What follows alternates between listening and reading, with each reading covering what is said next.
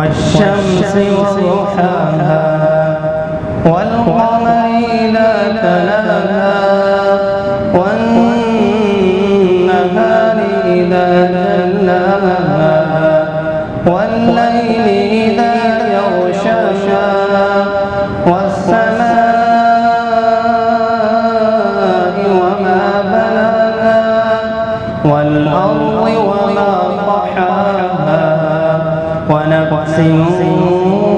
وما سواها فألهمها فجورها وتقواها قد أفلح من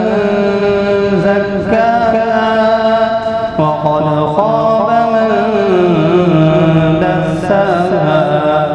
كذبت ثمود بطغواها إذ انبعث